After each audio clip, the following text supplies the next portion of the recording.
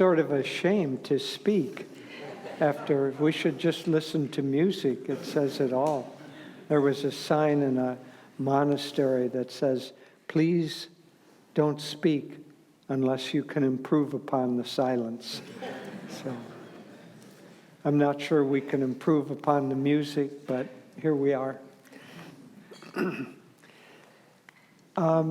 We just recorded yesterday and then posted a video about how to navigate these difficult, turbulent times that we find ourselves in. It's posted on YouTube, and it's called Stay in the Light. Yeah, Stay in the Light, and it's also on ananda.org. And we did it in response to the fact that we're receiving a lot of emails and questions and people concerned about the times that we're living in and all of the chaos and the tension and so on. So we thought we would begin with a little bit of addressing that subject, and then we'll go on to other questions and answers.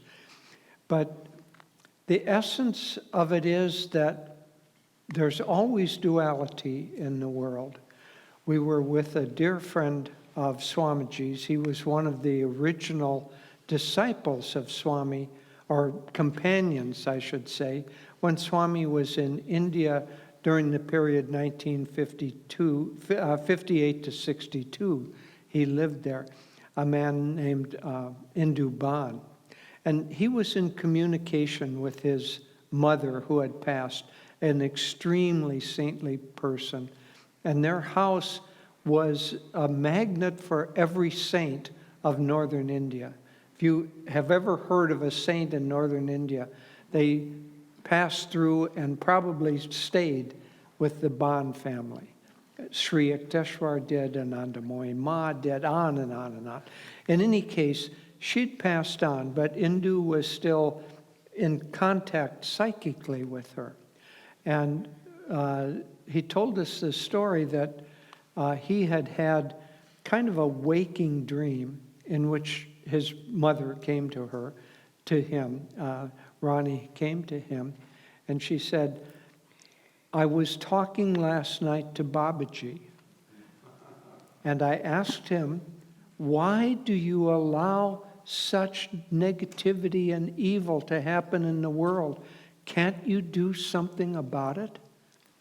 And Babaji said, "There's always got to be a balance between light and dark in the world.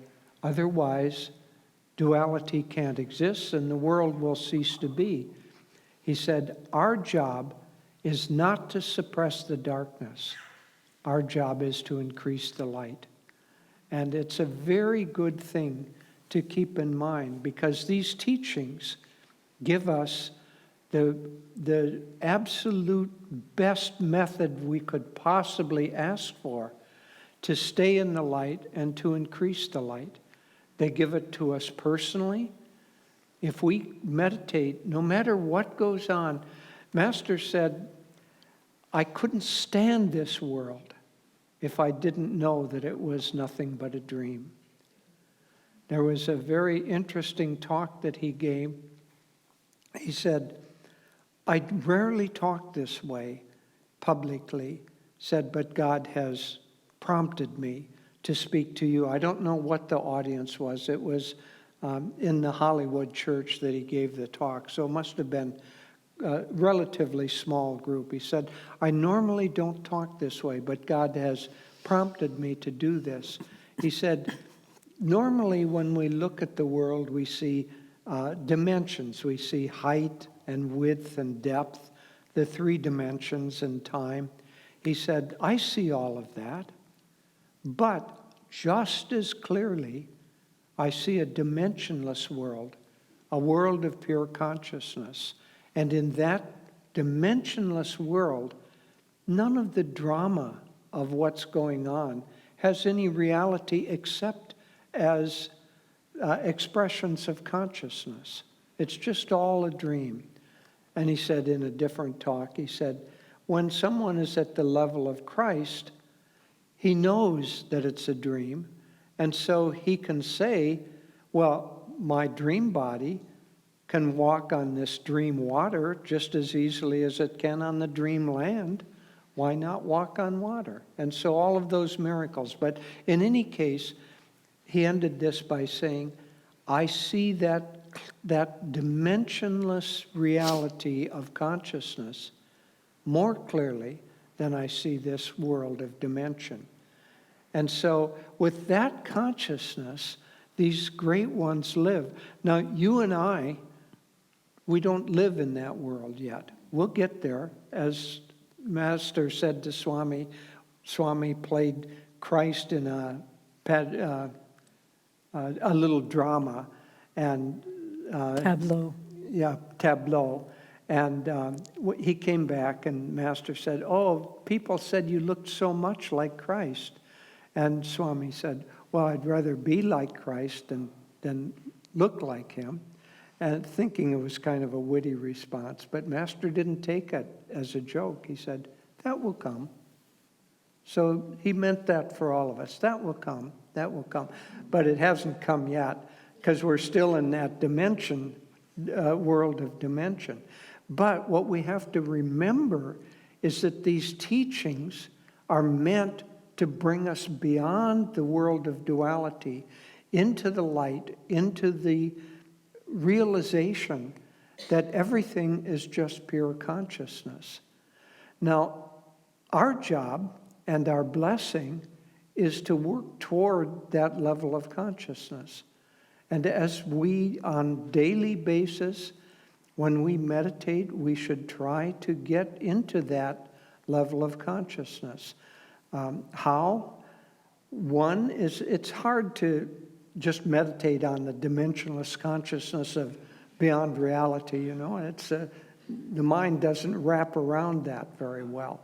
But Master said, meditate on one of the 8 qualities of God. Deep, he defined meditation as deep concentration on God or on one of the 8 qualities of God. So try to get in tune with light, get absorbed in light, or the sound of Om, or love, or joy, or peace. These are qualities that we all feel echoes of, but they're beyond the time and space of the dimension-filled world of Maya. And so if on a daily basis we are trying to get in tune with those eternal qualities, and we do so to whatever extent that we can, and then if we leave our meditation room holding on to that consciousness and live with an uplifted consciousness, live with joy, live with love, live with peace and harmony, then we send out a vibration. See, thoughts, Master said, thoughts are like electricity. There's an actual energy to a thought that creates a magnetic vortex. And he said thoughts are, in fact, I'm going to divert a little bit. I found this really interesting. I won't go on too long. But I found this really interesting. Master said there's pure consciousness, and then he said there's thought, and thought is like pure consciousness that has become a single stream of an idea. And he said that God created us by thinking of the streams of consciousness, and those thoughts, the streams of thoughts, became our nervous system. The neurons and first the astral and then the physical nervous system with all the nervous, the nerve channels. Isn't that interesting? Anyway, coming back. So if we can get into that dimensionless, eternal state and maintain it to the best of our ability, our thought consciousness, the energy, the magnetism of our thoughts will create the light that counteracts the darkness. If, on the other hand, we try to counteract the darkness by fighting with it at its level, all we do is increase the anger or the battle, the fight, the darkness. As Swami said, you can't clean up a puddle by stirring it. And the masters don't care to clean up our puddles. They want us out of the puddles. And so that's our job, is to get out of the mud puddle to the extent that we can, to contact the light, and then to stay in the light as much as possible during our daily activity. And when we, as we inevitably will, when we're confronted either by news streams or by friends or by somebody who wants to engage us in the battle, we need as much as possible to stay, as Swami said, you don't pull someone out of the quicksand by jumping into the quicksand with them. You stay on the bank and offer them a branch so that they can be pulled out. We need to stay on the bank of uplifted consciousness, stay in the light, and when we're confronted, we need to do our best to be channels of offering the branch of peace and joy and harmony and light to those that we contact and to the world around us. And if we can do that, we ourselves will be able to navigate through these turbulent rapids that we're in. We don't know yet whether they're going to get worse or whether but we do know that they're turbulent. And so if they do get worse, then even more so, the world is going to need people who can stay centered and have their consciousness uplifted and offer hope and aspiration for a better world than what's going on around us.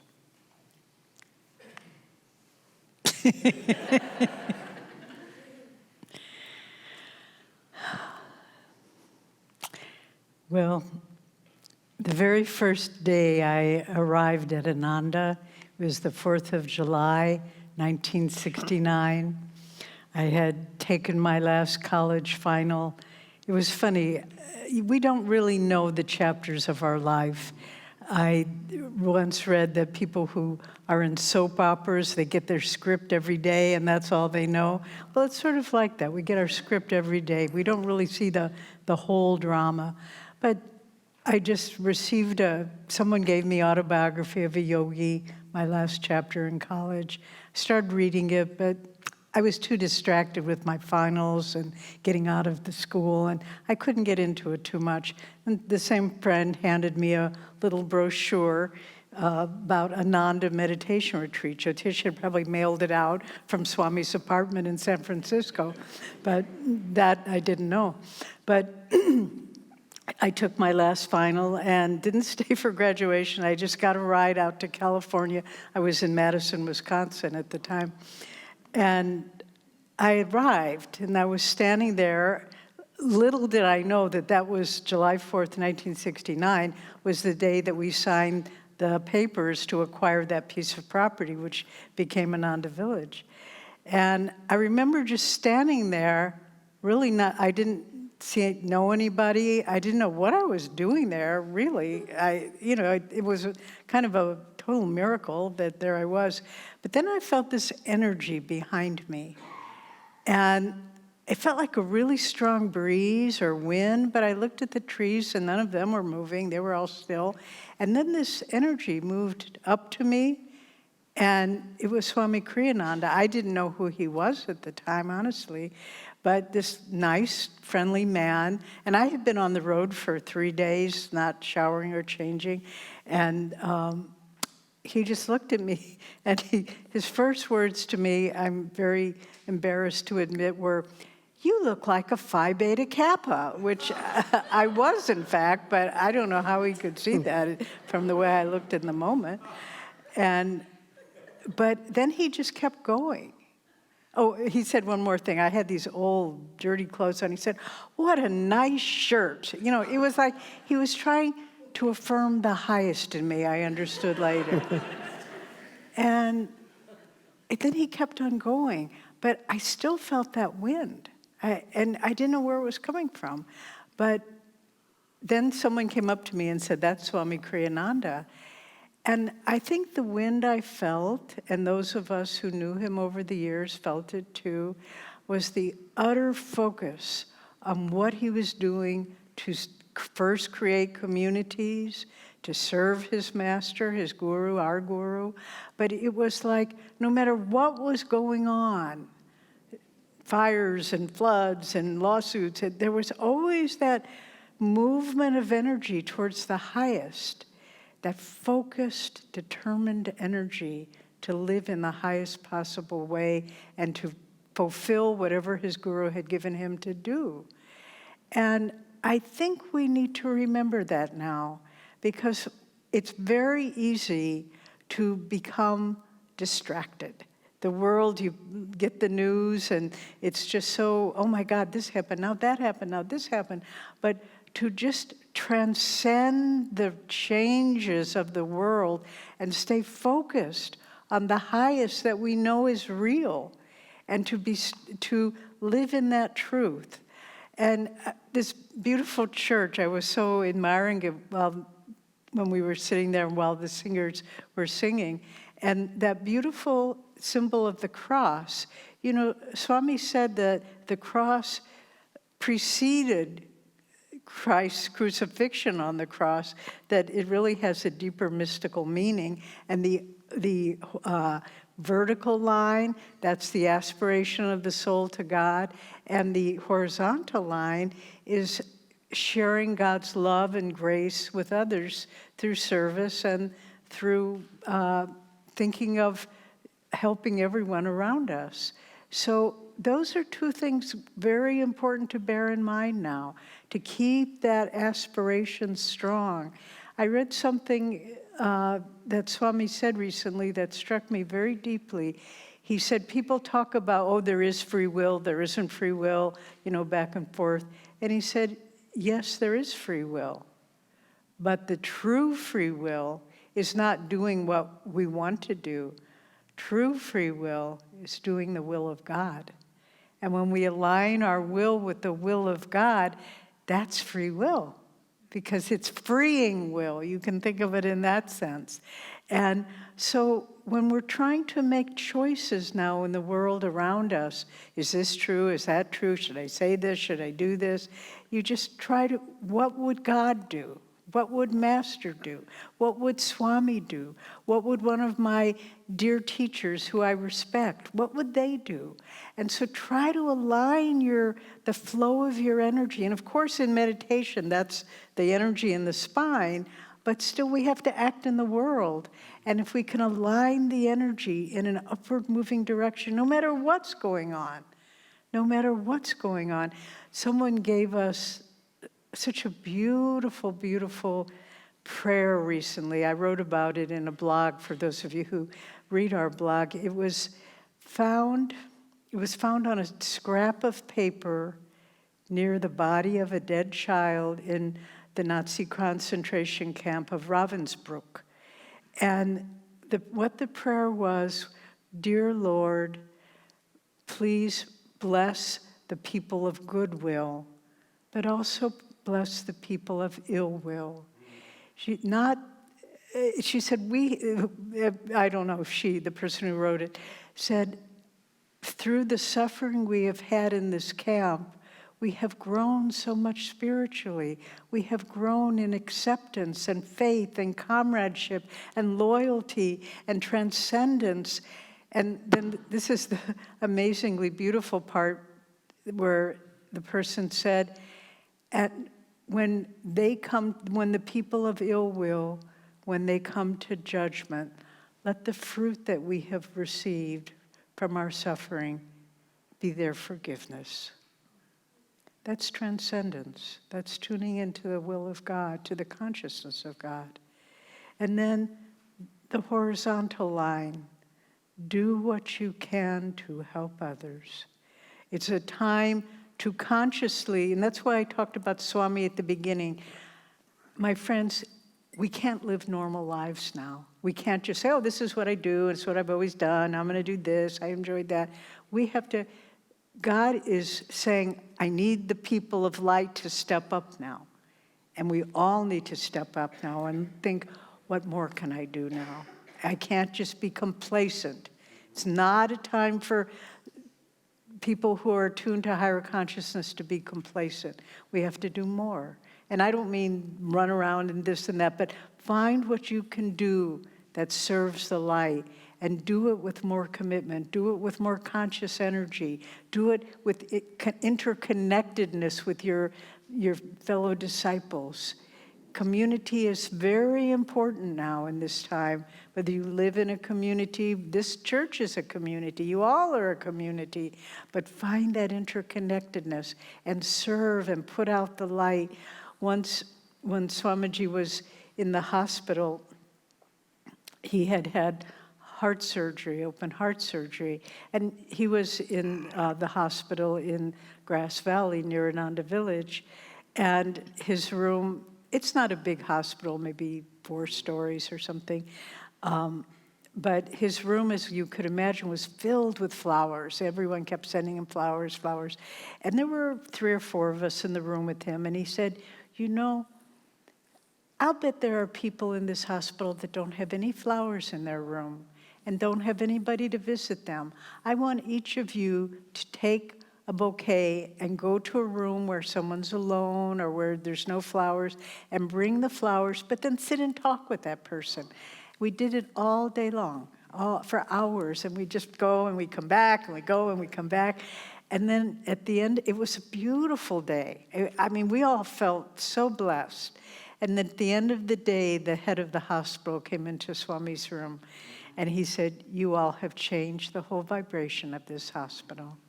Bringing flowers, it wasn't a big deal, but find what you can do in new ways. Not just, well, you know, I do this and I do that, but in new ways to serve the light. So this, I'm so glad we have the opportunity to talk with you, because you have a wonderful community here, a wonderful Sangha, and God wants to use you. He needs to use you now, because the forces of darkness are just running rampant, you know, and we can't get caught in it. We have to be like Swamiji, just keep focused on what your goal is and let the world around you run, you know, rampant, whatever. But if we can keep focused, if we can keep our consciousness aligned to the highest, and if we can join hands in serving others, we can make a difference. And God needs us to make a difference now. So that's what we have to share with you all. And then, Chantal, are you going to ask the questions, or Lakshmi, or you go back and forth? Both of us. Back and forth, that's a good way. Thank you, both of you. So we need the handheld mic on. I think. Thank you, both of you, for sharing this very inspiring message. We'll just start with these questions to begin with, but I also welcome anybody here to ask questions. The first question is, can you tell us what it means when we hear God is love? How can we grow in love for God in daily life, and what practical ways can help us open our hearts more fully to His presence? It's a beautiful question. First of all, what does it mean that God is love? God is everything. But as I was saying, He particularly vibrates with 8 different, one might call them vibrations. Love is one of those vibrations.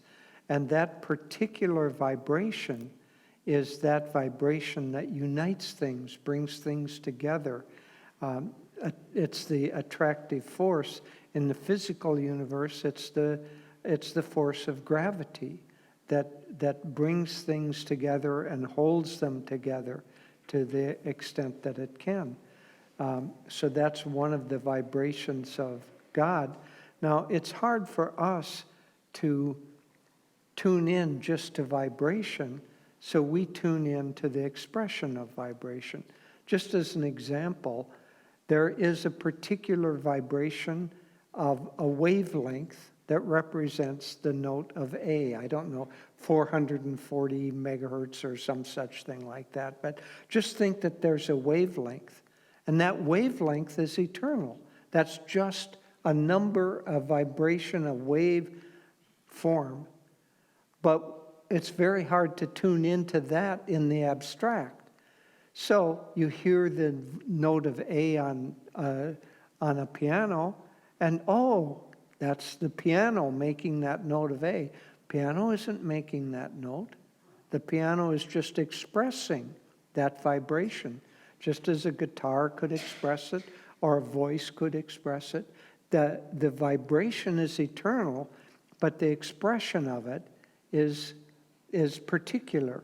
Well, we have trouble tuning into the eternal, so let's tune in to the vibration, to the expression of love. Let's tune in, feel the love of a parent for the child, the love of friends for each other. Most beautifully of all, the love of the guru for the disciple, and of the disciple for the guru. So tune in to the expression of love, but understand that love is beyond any single expression. It's a universal aspect of God that gets expressed in this world. But because it is a particularly, one might say, absent vibration in this time when things are so disturbed, it is a very important vibration to tune into, a very important quality to tune into. So tune into it in your meditation.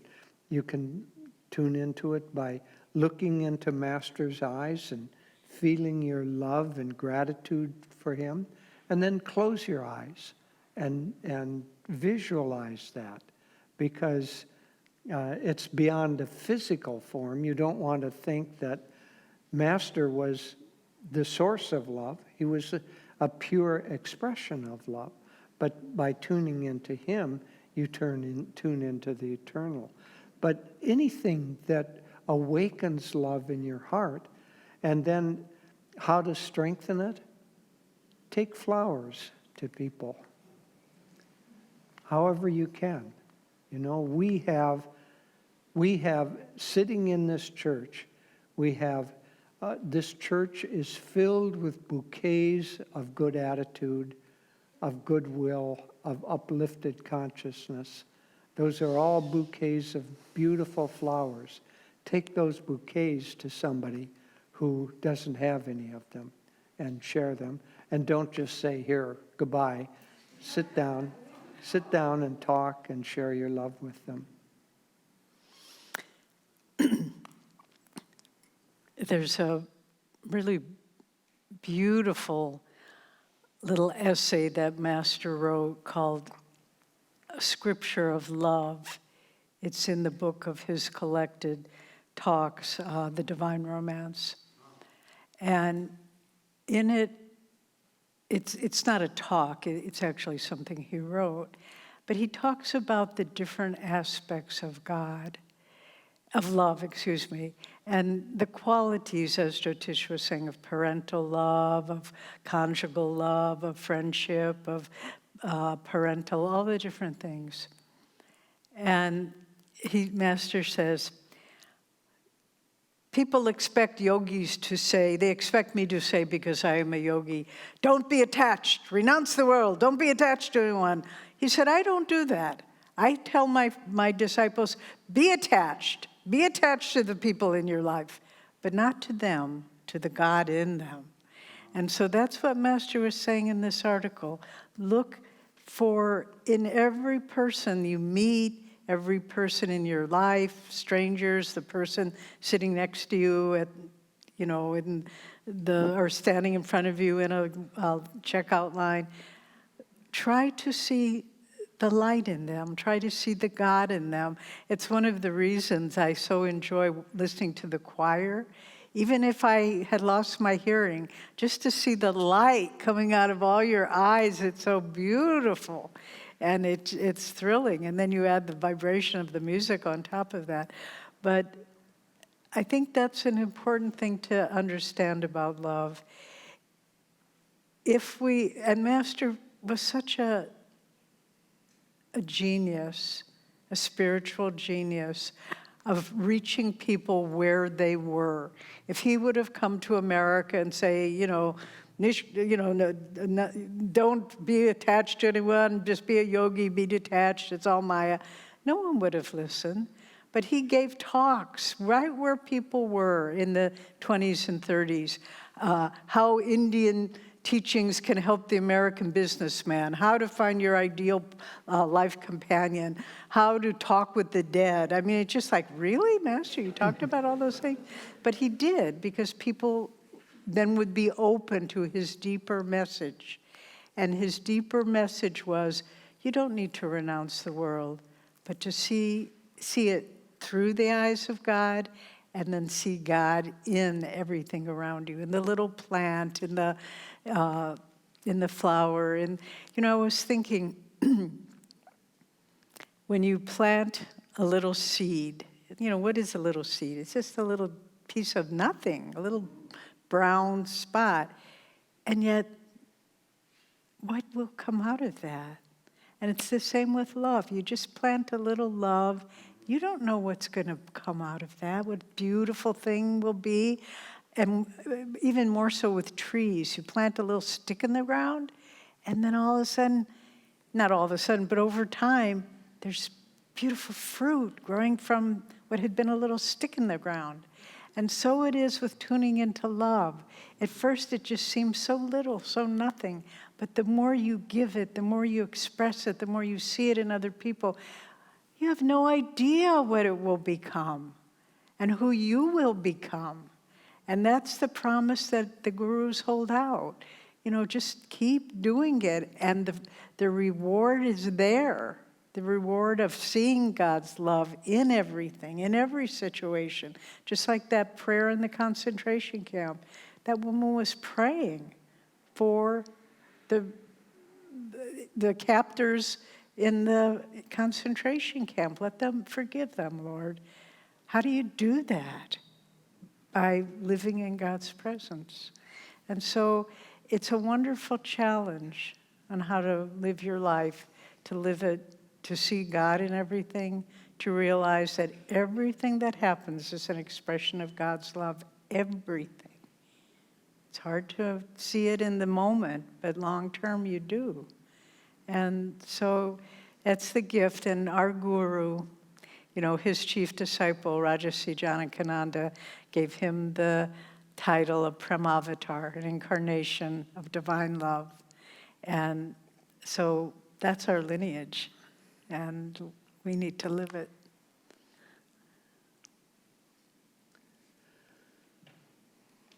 Thank you.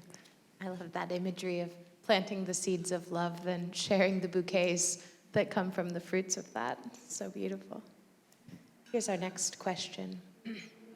How do you see the future of spiritual communities, both in rejuvenating existing ones and building new ones? What steps can we take today to bring fresh energy and support to this vision?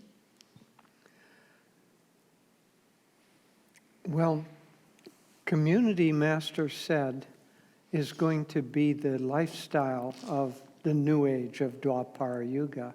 We're on the very beginning edge of that, and in fact, Ananda is like the first little wavelet that has washed up onto the shore of a whole tidal movement that's coming. But we're at the very front of that. Now, maybe the times that we're in are going to make people more open to community. But the essence of community is not anything physical. The essence of community is people wanting to interact with each other, and especially Master Swami was fun. So he wrote a book called Cooperative Communities, How to Start Them and Why. And so he wrote it in 1968 or 67. And in fact, we published it in his living room. So, but there were, in those early days, there were conferences about communities. So he was at a big conference in Vancouver, I think it was, and many speakers, and they gave him this big introduction about here's the father of the communities movement, and please welcome Swami Kriyananda. And he came out on stage, he says, I don't care about communities. I care about spiritual communities or world brotherhood communities or cooperative communities, but communities, they've been around forever. But so what the spiritual communities movement is people with a high aspiration, as we've been talking. People in tune with these universal qualities and wanting to live them, wanting to express them, wanting to be in that vibration as much as possible. As Swami said, if you if you aspire toward that, why not live with others who aspire toward that? And so that's the essence of community, is that we gather together with others who hold the same vibrational aspirations that we do. And in doing that, we can strengthen each other. So if we can form that group energy, that group bonding, let's call it a Sangha, which is the meaning of Sangha is the truth seekers, satsanga, a group of people seeking the truth. If we have a satsanga, as we have here, then why not live together? And then to find a physical community where we can express those qualities and live together all of the time. And so up until now, it's been hard. I mean, Devi and I have been with Ananda, as Shanti was saying, since 1969. She's a latecomer. But from the very beginning, and in all that time, we've only been able to found about 7 or 8 successful communities. It's not easy because the world is not yet we're basically planting the seeds of communities in cement. And yeah, you plant 1,000 seeds and one of them manages to break through the concrete and get up into the light. Well, we've been able to do that with some, but the conditions are not yet very favorable. People still want separateness, the vibration of, as it says in the festival, what else is wisdom if not to keep what is mine for myself? Well, that vibration is still too strong, and as long as that vibration is strong, it is the cement that makes communities hard, but it's breaking down. Maybe that's part of the reason for the turbulence that's going on right now, is to break down the thought that the world is going to give me what I want and implant the thought that if I want something better than what the world is giving me, I'd better not only try to produce that in my own life, but wouldn't it be smart to gather with others that want that? And to a certain extent, there are world conditions that are changing, such as being able to work remotely. One of the difficulties, Master talked about community being home, job, and church in one place. Well, you get out in the middle of nowhere, job is not so easy to come by. But with remote work and other ways, maybe that's going to be able to make communities where you can withdraw from the hubbub and the, the chaos, withdraw a little bit.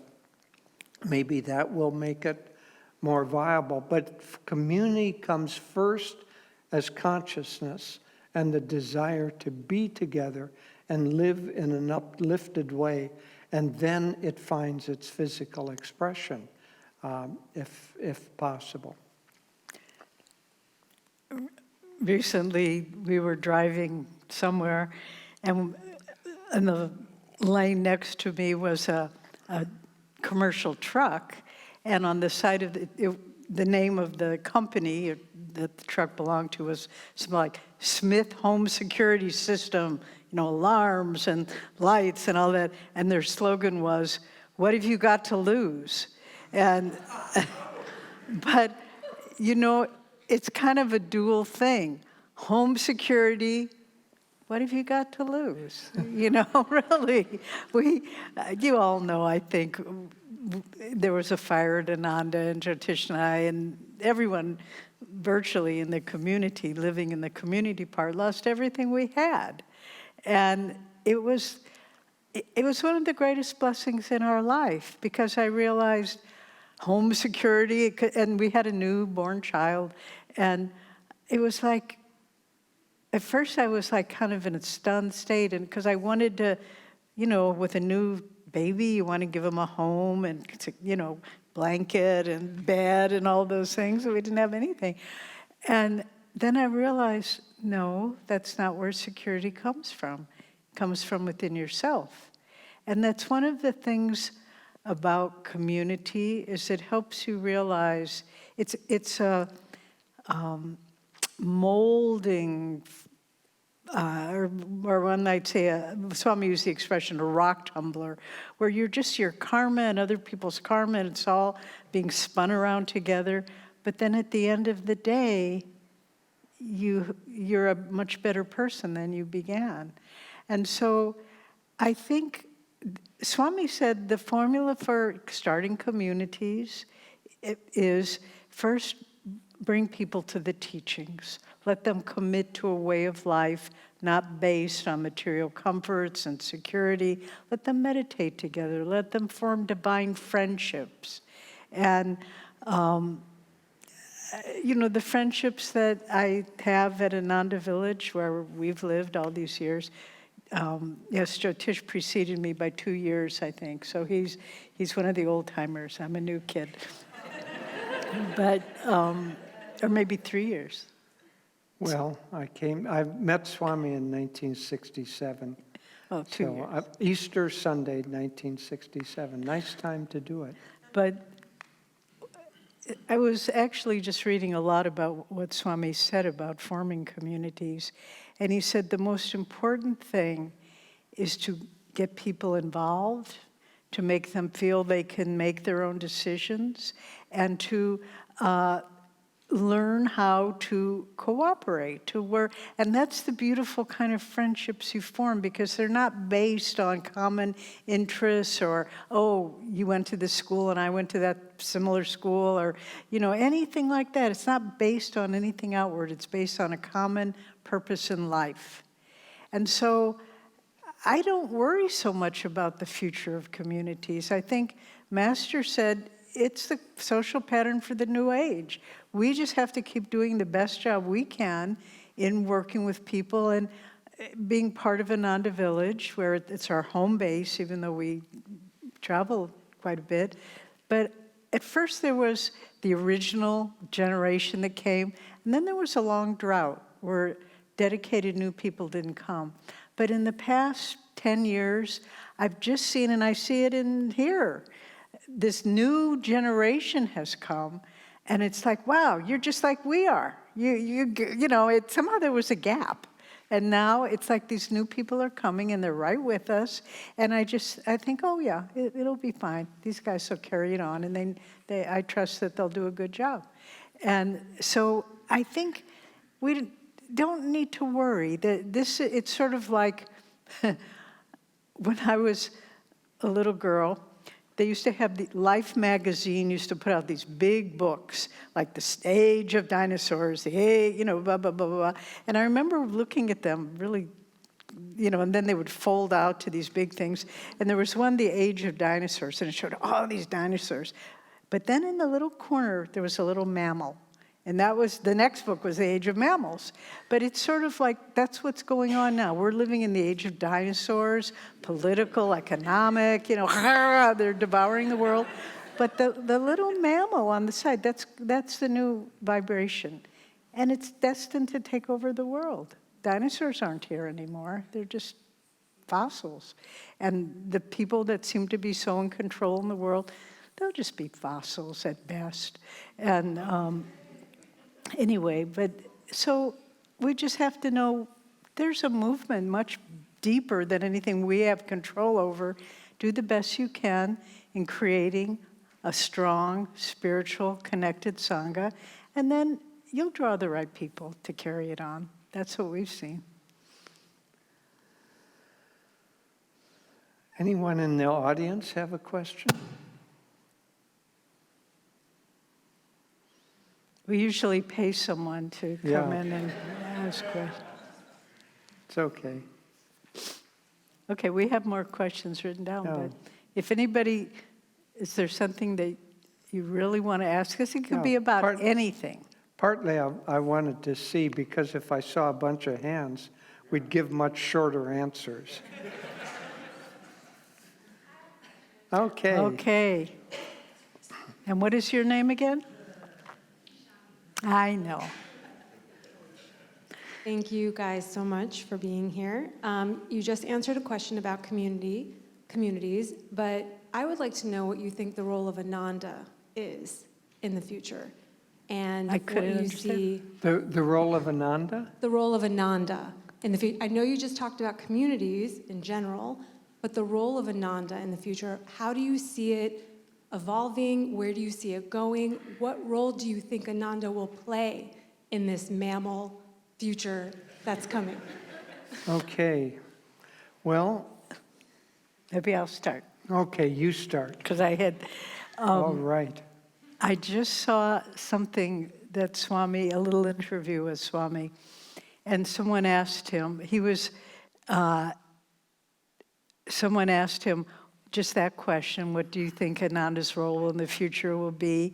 And the person who was interviewing him said, I think Ananda is the most important thing happening on the planet right now. What do you see, Swami? And Swami said, I totally agree with you. So that Ananda is the most important thing happening on the planet right now. Why? Because we have, 6 communities, 7 communities in the world, because we have people who take our online classes, blah, blah, blah. No, it's because it's in tune with the vibration that is evolving in the world right now. That's part of the divine plan. And so it's the light bearer. It's the one carrying forward God's plan for the future right now. Not that any of us are important, not that any of us are special. I mean, Swami, one time we had gone over to Assisi to visit him. We hadn't seen him for a long time, and we were really looking forward to spending some time with him. But he was very busy. He didn't have time to spend with us, and he could see I was a little hurt.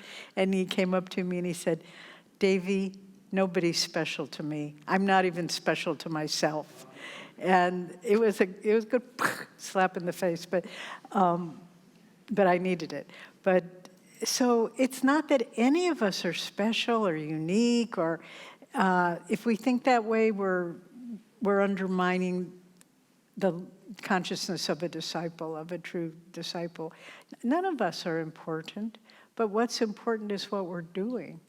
And why is it important? Because it's what the world needs now, even if it doesn't see it. Master tried to start a community at Encinitas. He was so thrilled. The First World Brotherhood Colony has been formed, but people weren't ready, and it fell apart. He tried to start a school in Encinitas as well. People weren't ready. It fell apart. But now we're more in a time where people are more ready, if not on a widespread scale ready. But nevertheless, I think what the future of Ananda is, it's just beginning. We haven't even scratched the surface. And, 2 years ago, we gave a European retreat in Holland. And there were leaders from many different nations, about 15 different European countries and Eastern European countries. And they were just beginning these little groups. And, we're thinking of getting a center and blah, blah, blah, blah, blah. Then last year, we had a retreat in Germany. Most of the same people came. And it was just amazing What have you been doing? Well, we translated autobiography into Dutch. Well, we're getting it out in German. Well, we've got a new center in England. We just got it. And it's just like, wow, they're really, from one year to the next, they were really doing it. And so, you just start a momentum. And then people who are in tune feel that wind, the wind that Swami brought. And they just put up their sails and they take off. So it's actually very exciting. When you hear the answer that Ananda is the most important thing happening on the planet today, I don't know about you, but I get a little bit of a feeling of that's a little bit of a delusions of grandeur, isn't it? It's a lot happening on the planet. But let's put it a different way. If this is the new age and this line of masters have come in order to create that new age, what is the most important thing happening on the planet today? It's the vibration of these masters. Who is expressing that vibration? Who is living that vibration? So it's not you and me and Ananda that is the most important thing. It is the vibration of God expressed through these masters that is the life form, the mammals of the mammal age. They're the ones creating that consciousness. One time, when Swami was first in India and Dhyana was staying there, Swami was leaving and Dhyana said, "Swamiji, how can we carry on without you?" And Swami said, "Just remember, Dhyana, this is not your work. It's not my work. This is the work of Babaji and Master. Just stay in tune with that." And then I'll say one more thing. There's a very high saint who lives in India that met Swami. He made a trip to Assisi specifically to meet Swamiji just weeks or a couple of months before Swami's passing, because he knew that Swami was going to pass. He wanted to meet him. So he made the trip to Italy to meet him. And he mainly lives in the forest, has a small little hermitage. But at that time, he made a nice connection with Shurjo and Narayani. So once in a while, he'll contact them and send them a ticket to come and visit him, a flight to come and visit him. And he said a couple of things he said, very interesting. He said, "I don't know how Swami Kriyananda can do this." He said, "It's very rare for someone of his stature of consciousness to be able to live a public life like that. The consciousness is so sensitive that they don't want to be around the chaos, and we tend to withdraw into the Himalayas or into the forest." But Swami carried that on. But that's not the point. It's just a little footnote. The point is that this man said to Shurjo and Narayani, this was about maybe 10 years ago. He said, the world is going to go through a very difficult and chaotic period of time that will last around 40 years. He said, at the end of that time, the one spiritual organization that will emerge the strongest of any, and he's talking from India, where there are big organizations with tens of millions of people, hundreds of millions. He said the one organization that will emerge and emerge most strongly is Ananda. And he said the reason is that Ananda is the one most in tune with doing Babaji's will.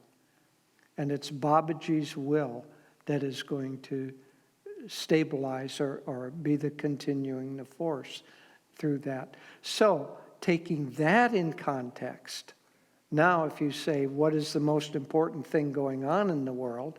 It's Ananda.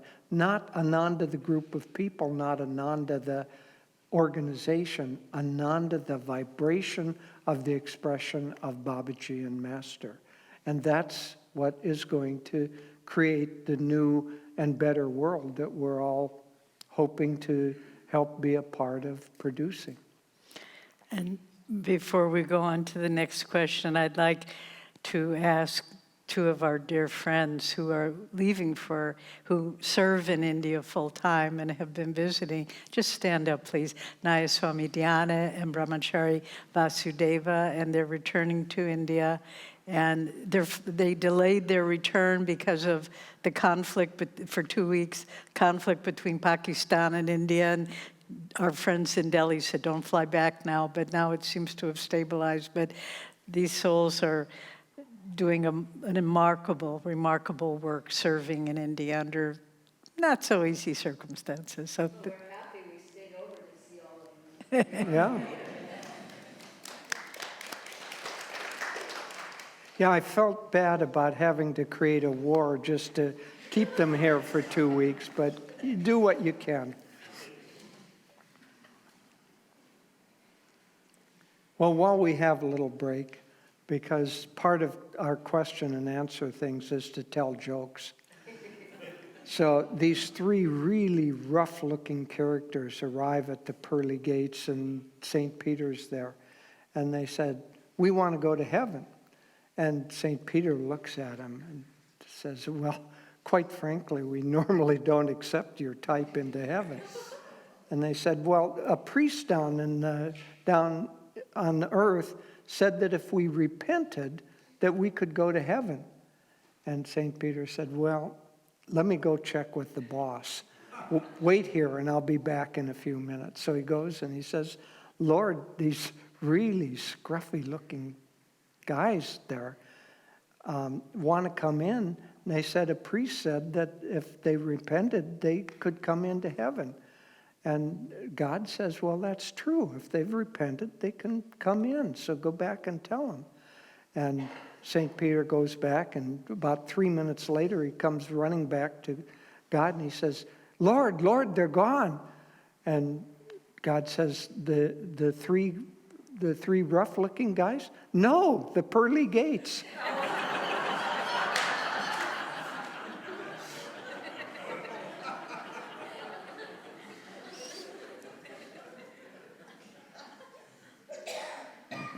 brave are the people who ask the questions. I'm trying to think how to phrase it, but when you were talking about, when things improve, so at some point, and I remember hearing Master saying after the turbulent times, things will improve. And my question is, when you mentioned that we need darkness in order to have duality, and, I don't know that this is a mental question, part of me hopes it isn't, but it's just, I'm just pondering, so when things improve, does there still need to be darkness for duality? I mean, I'm just curious when you said, we need duality for the world to exist. Yeah, there does.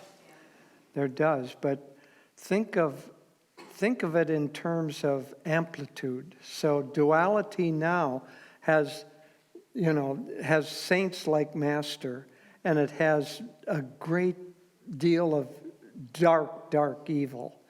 So the duality, the wave of duality looks like that. Master said that a saint is still a wave, but it's just a little bulge on the ocean. So in higher ages, there's duality, but the waves are like that. So I don't pray for so often to get rid of duality or get rid of darkness, but I do quite sincerely and strongly ask Divine Mother, do you have to make the dark so dark? Can't we live in a better age where the dips are not quite so awful? But we're in the age that, honestly, the people of Ananda are not people of this age. That's why we feel so uncomfortable in the age that we're in. Our consciousness is that of higher ages, where the amplitude is just little bulges on the ocean. And it disturbs us because spiritual people are sensitive. Disturbs us to see this amount of darkness and evil. But we're here as the representatives, the army of Babaji and Master, to help create a beachhead so that there will be an environment where a world with less amplitude can take form. I Good. now understand. But also remember that we can, as individuals, we can transcend the darkness if we work at it. And Swami was saying, once he was talking with a small group of people, and someone was saying, oh, so-and-so's had such a horrible life, difficult life, so many difficult challenges have come to them. And Swami said, I haven't had any difficult challenges in my life. And then the person said, what are you talking about? You had this and this and this and this. And he said, oh, I guess you're right. Yes, that did happen. But it's just if we want to jump in the mud puddle, or if we want to just say, well, those things are happening around me, but I don't have to identify with them, just like that woman in the concentration camp. You know, yes, these terrible things have happened, but look what I've gotten from them. And so, you know, we can't be afraid of the darkness. I think that's one of darkness's greatest powers, is it makes us afraid. You don't have to be afraid of the darkness. You know, the Master said the darkness in the room can be there for thousands of years. You turn on the light, it's gone. You know, and it says in the Bible, the light shineth in the darkness, but the darkness comprehended it not. We don't need to be afraid of the dark. We don't need to be afraid of difficult times ahead. We'll walk through them. And then you look back and say, oh yeah, that's right. We lived through the concentration camp, or we lived through whatever is to come. But it's we had a number of friends who were burnt out in the LA fire, and one of them said, oh, well, you know how hard it is to have lost everything. And I thought, oh, yeah, well, I guess so. It didn't seem like it at the time, but because we weren't that attached to it, you know, but those people were really attached. So anyway, it's a great opportunity. Whatever comes, we chose it for our own growth. And so it's a wonderful time to be alive, because we can't be complacent. We have to push back. And in that pushing back, that's where we grow.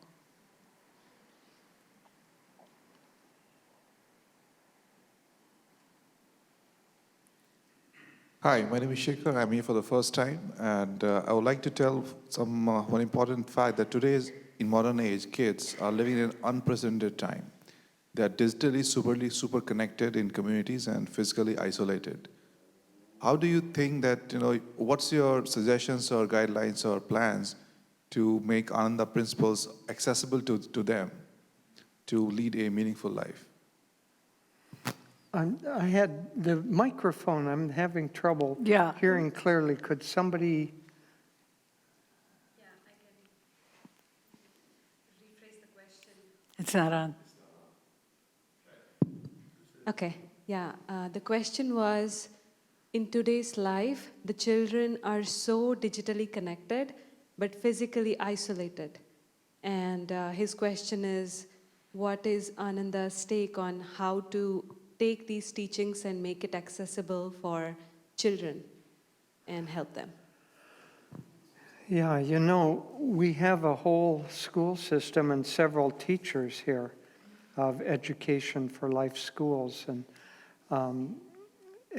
that movement is going to grow and grow and grow. But partly it's complex, because no matter if you live in a desert that's undergoing a dust storm, no matter how much you try to do, you're going to get a little dust on you.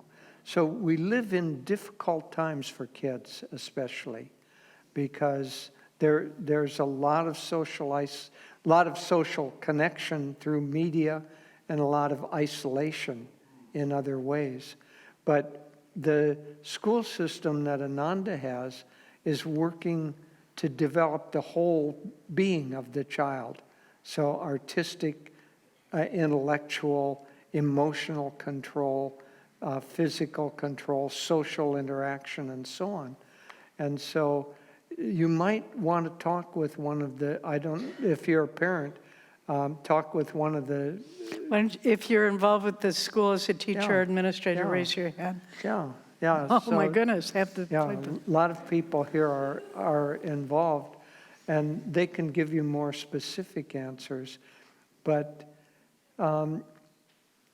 it's hard, the simple answer is limit the social, the media interaction of the kids. But then that doesn't quite work either, because then they end up feeling isolated from their peer group, and so who have access to it. So I think the best we can do is to create an environment in the home, and hopefully also in the schools, where the whole child is developed, and other pursuits, service and group trips and all of those things that allow actual physical interactions and friendships to develop. The schools that we have, in fact, one of them is about 100 feet from here. And it's a wonderful school. What is it, first grade through 8th? Pre-K. Pre-K through 8th grade, and then we have a high school. And in those schools, there's an environment that is quite different from the sea of turbulence that most kids are growing up in. But it's not an easy fix, because there's, the kids themselves have been born into this world, and they're subject to the mass karma of the world that they're in. But we can do a lot to help to uplift them and insulate them from at least the worst aspects of society around us. But the kids in our schools, they absolutely flourish. And here we've got a footprint. In India, we're reaching, not with the entire system, but with the principles of education for life. We're reaching many thousands of students, and we're trying to train teachers. We have requests not just from a few thousand schools for our system, but a few thousand school districts in India. And so because it's the mammal form of schooling, and the rest of the world is still on the dinosaur form, it's eventually going to flourish. But we're working hard to do what we can. I was talking recently with a man, Nayaswami Nitai, who is one of the founders of Education for Life and started the first school at Ananda Village in a little chicken coop, and it's gone on from there. But he said something very interesting. I asked him, how many children have come through our schools, would you estimate? And he said, several thousand, 3,000 or 4,000, collectively, globally. But he said, we haven't turned out many Kriya bonds, but I can say almost everyone who's come through our school knows how to be happy. And I thought, wow, that's an accomplishment. And so by looking, these Shama and Arivan and Helen and Gary, they could say 1,000 times more than I can. But essentially, it's looking at the individual child. And even as a parent, you can do that. What's my child's next step? Not what does the world want him to do, but who is he or she? And what does he or she need to find happiness, to find their next level of growth? And so, in a way, that's the core of the community's movement itself, is part of the world we live in now is the diminishing of individual value. Social media does not enhance individual value, even though it seems like it does. But, everything, the individual's getting lost. But with community, with the system of education, it enhances the value of the individual. I remember a man came to live with us. We had an ashram in San Francisco for a while, very nice young man. And Gary probably remembers him. And he said, I always felt I had a lot to give, but no one ever wanted it till I came to Ananda. And I thought, oh, that's a nice thing to say. And I think we all feel that. We wouldn't stay here if we didn't feel valued. And so anyway, it's a wonderful way. Our son, who's not a devotee, but he went through the Ananda schools, and he knows how to make his life work. He knows how to be happy. He knows how to rise above difficulties. And I just think, you got it, boy. Okay, maybe one more question. Up here. Haley has one. So we have the tenet that people are more important than things. And I find that I often try to refer back to this. And also in the midst of a project, I feel that I can get very focused on the project. Yeah. And so say like we have people come out to the farm to help, and I'm, in a way, I feel like my attitude is great. You're here, let's get to work. And I feel like maybe I'm being a little hard on myself, but also wanting to really be fully present with each person and to make that connection meaningful beyond just the project that we're engaged in, although it's a way for us to be connected. And I just would like to improve in myself my ability to create space for that connection and for people to come and feel fed. And I just wonder if you have any suggestions for the right attitudes or how to balance, the project and holding the project in the right way while including people in the highest way. Oh, that's a nice question. Did everybody hear and understand? Okay. So how do you make that balance between people are more important than projects, let's say, instead of things?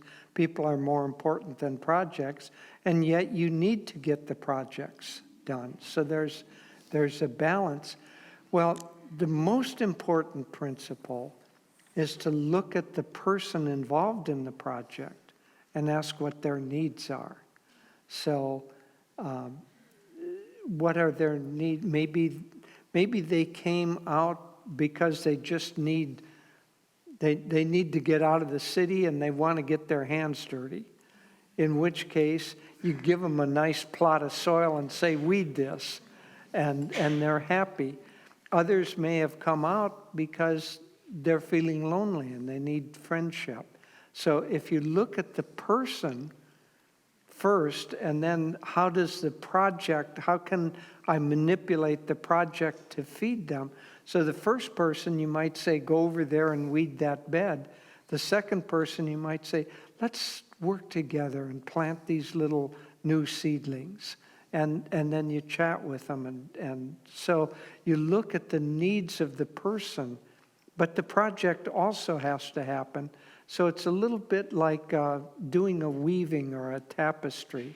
Every individual color is like a thread. Where you still have to do the tapestry, but how do I work that thread in so that the thread flourishes as well as the... But what I've seen of you is you do a good job already, a really good job.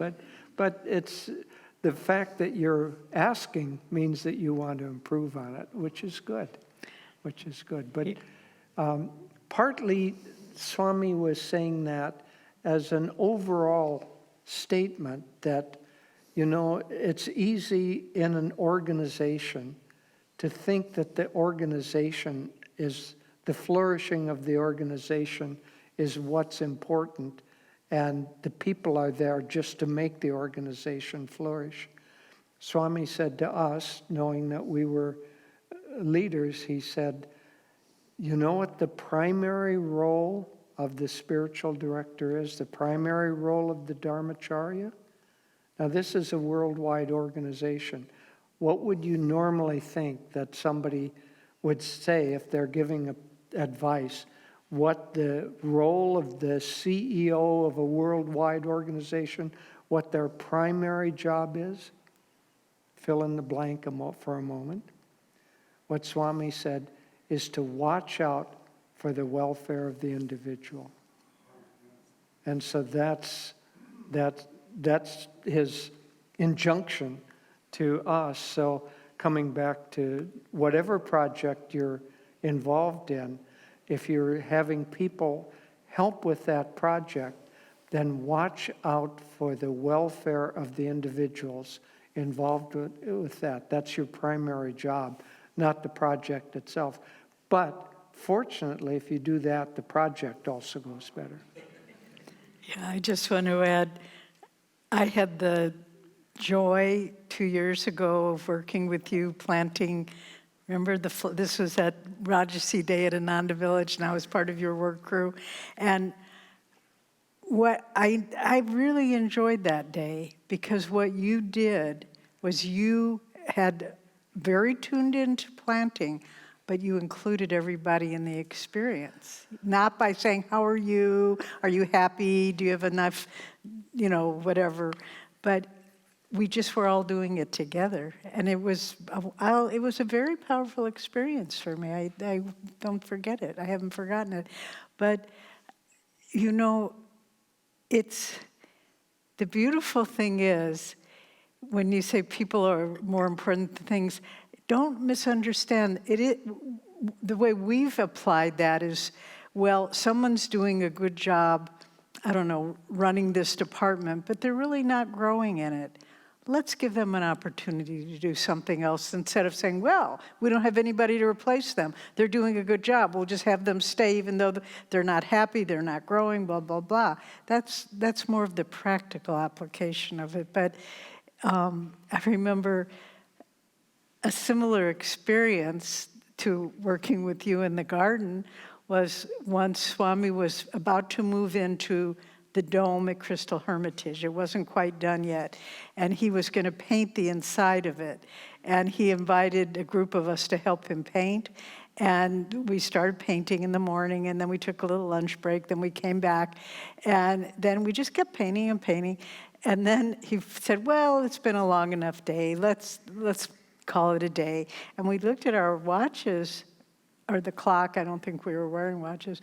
And it was like 2 a.m. And we've been painting all day long. And his energy was just so uplifting and so strong that we didn't notice the time had gone by. So I think you guys do that automatically. You're so focused on what you're doing. You love what you're doing. You include other people in what you're doing. That's really what it means. People are more important things. So it isn't like, oh, well, you came and you're more important than planting the plants. No, the plants are important too, but it's just to make them feel valued as they do it. Okay, so maybe, as they say, basta. So there's a meditation tomorrow from 7 to 9, and then Sunday service, and then also there's an event tomorrow afternoon in the community. And I don't know, What? She's saying we're having a party. Oh, we're having a party. you're having a yeah. party, Yeah. and that's from 4 to 6. 4 till Okay. 7:30. And, I just have to, Diana is one of our closest, oldest friends, and she'll be going back to India on Monday, I believe. And because we spend a lot of time in Italy, we've been studying Italian, and Diana's been studying Hindi, and so we greet each other, and she talks in Hindi, and I talk in Italian. But, just to show the dedication, she's lecturing in Hindi now, giving talks online in Hindi. So, and And for most Westerners, Hindi is much harder to learn than the Italian. Romance Yeah, languages, which yeah. you can recognize. What did she say? She said, don't ask for a lecture now. But I'll just share one little story and then we'll let you go. But Deanna, I hope I don't embarrass you. But she, Part of our job is to embarrass our friends. So. but so they were going to be recording this question and answer session in Hindi. And she said, all of a sudden I kind of froze up and I thought, I can't do this. And then just like when Master was on the city of Sparta coming over and he had to give a talk in English and he heard Sri Yukteswar said, speak, you can. And Deanna said, all of a sudden I just felt Master saying, you can speak. And she said, I gave a Q&A in Hindi. So anyway, that was fun. Okay, friends, well, we hope we'll see you in the days ahead. And thank you for welcoming us and thank you for keeping this temple of light, your community of light, everything you're doing. It's a very, I think it's more important than any of us know. So God bless you.